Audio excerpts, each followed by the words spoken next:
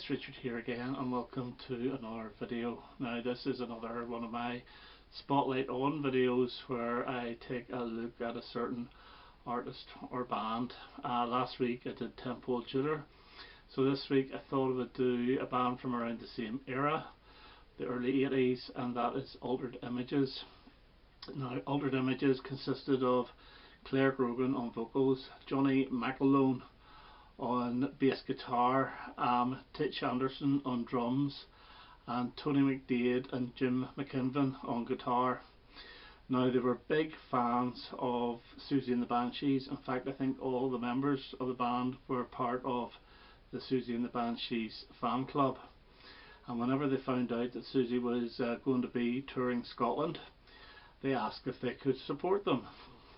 And they were able to support them during Susie's Kaleidoscope tour. John Peel was also a big champion of them, and in 1981 they released their first single, which is called Dead Pop Stars. Now this, you can see the influence of Susie and the Banshees in this. It's a very dark and it's a very moody piece. It's not a bad single, it's a bit of an odd choice really as a debut single, but it is still very good, and it managed to hit number 67 in the charts. So Dead Pop Stars, funny enough, this came out in March of 1981. It's about pop stars' fame fading, pop stars that were more or less past it, but because of the title Dead Pop Stars, some of the music press thought it was in a bit of bad taste, since John Lennon had only been killed about 3 months previous. But yeah, it's a good single, and it reached the lower ends of the charts. The second single, and another quite moody piece, was called A Day's Wait. Now this I think is slightly better, but the first half of this is all instrumental. It's got that Altered Images type guitar. I'm not saying that they were gothic or anything like that there, but you could see the influence of, you know, that sort of type of darker music, the Adam and the Ants, Dirk Wears White Socks type music. But still, very good single, but it failed to chart. However, with their third release, they hit the big time. Now this is completely different, and this is Happy Birthday. This actually got to number 2 in the charts. It's very bubbly, it's very upbeat, it's almost bubblegum. It's you can nearly say it's quite twee. But whenever I saw Claire Grogan, like any other kid of around 14, 15 years old, oh, I was just blown away. Absolutely gorgeous looking girl. In fact, I think everybody fancied Claire Grogan back in the day. And we even went out to get the, she was actually in a film called Gregory's Girl. So that was hired out from our local video store quite often. Good film, by the way, you should check it out. She doesn't have a huge part in it, but she still good film. But this here, you know, this here is the song that most people remember Altered Images by, which really is a shame because it is very bouncy and it's not representative of their first album, even though their first album, which came out November 1981, is called Happy Birthday, and it's got a picture of them having a birthday party. And you think this is very twee. It's not. It's a very dark album, apart from that one song, Happy Birthday. This is actually produced by Steve Severin of Susie and the Banshees, apart from the title track, which was produced by Martin Rushent. And there's some really great songs on this, like Love and Kisses. Insects was re-recorded and put on the American version of this, and it was produced by Martin Rushent, so you can tell the difference if you hear the two versions. Martin Rushent sort of makes it a little bit more accessible, a little more poppy, but it was a really good song. Midnight, A Day's Wait, which I've mentioned, Leave Me Alone, Legionnaire. A lot of people, I think, went out to buy this on the strength of Happy Birthday, and they were probably disappointed because this is nothing like the single, but it's still an excellent album, very dark. And I'll give you an example. Like, I was in well, still am in a Facebook group, and one of the members was a huge Susie and the Banshees fan. I said, play Altered Images Happy Birthday album, and she said, no way, I can't stand that song. I said, no, just forget about the single, play the rest of the album. She did. She got back to me and she said it was absolutely brilliant. So there you go. Very dark album. Happy birthday.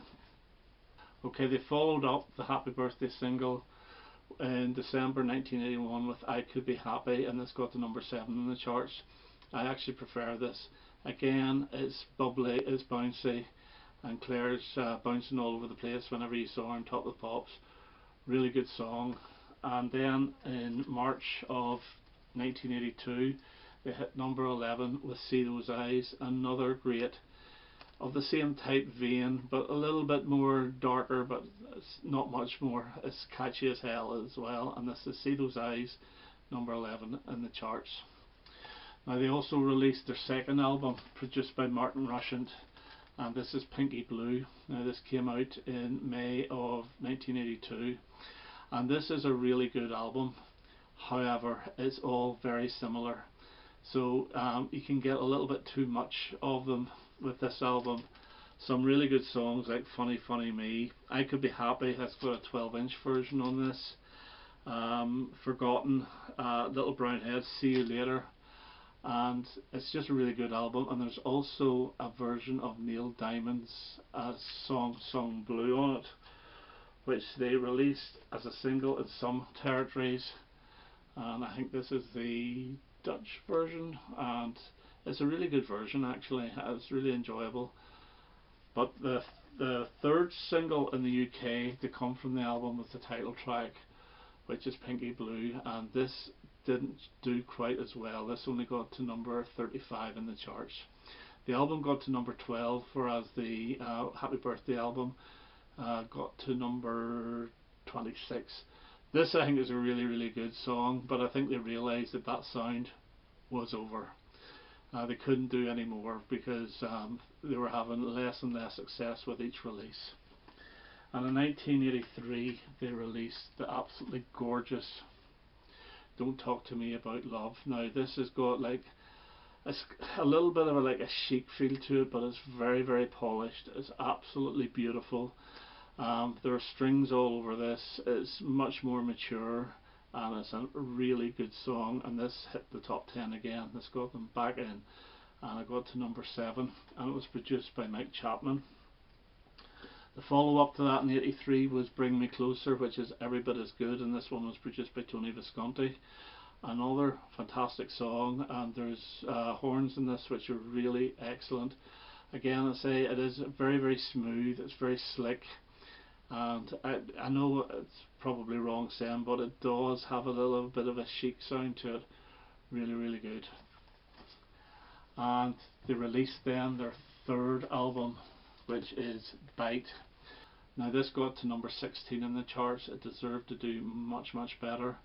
Half of it is produced by Tony Visconti, half of it is produced by Mike Chapman. This is lush, absolutely brilliant album. And whenever I first started the VC, I did a series of my top 3 albums of each year from about 65 to 89. This got to number 1 for 1983, and I stand by it. I still think this is the best album in 83. But there's 2 more singles released off it which didn't do quite as well, and this is Love to Stay, which is a 7-inch edit of the track on the Bite album. This failed to reach the top 40. It got to number 46. And then their last single to date, and the 4th single from the album, is Change of Heart, and this didn't do well at all. This only got to number 83, but it's a really good song.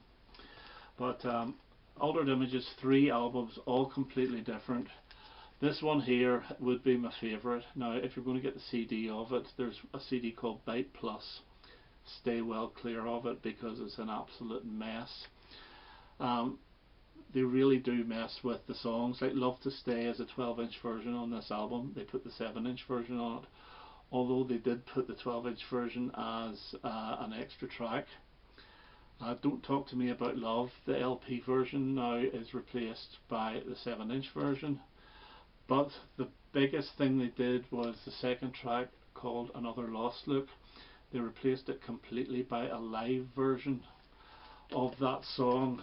It was actually live in the studio, which featured as the B-side of Change of Heart, and it's nowhere near as good. So I believe Bite has been reissued again on vinyl over the past couple of years with a bonus album of 12-inch versions and B-sides. If I ever see it, I might pick it up if it's a decent price, but it's a fantastic album and a really, really good band. Now Johnny McAlone, he went on to form or be part of Hipsway in the mid 80s. They had a top 20 hit, and I can't remember, is it The Honey Thief? But he got more success when he became one of the songwriters and part of Texas, the band with Charlene Spiteri, and it had huge hits in the 90s. Claire Grogan, I can remember her presenting some pop program, maybe it was VH1 or it could have been MTV, I'm not too sure, but she was on one of those, and now I think she tours with Altered Images, her own version of it, you know, in the like the retro scene. So, but 3 excellent albums, 3 completely different albums, and you know, I do really recommend that you check them out, especially the Happy Birthday and the Bite album, and if you want a little bit of fun, the Pinky Blue album. Okay, that's me for now. I hope you enjoyed that, and I hope to have another video quite soon. All the best now. Bye bye.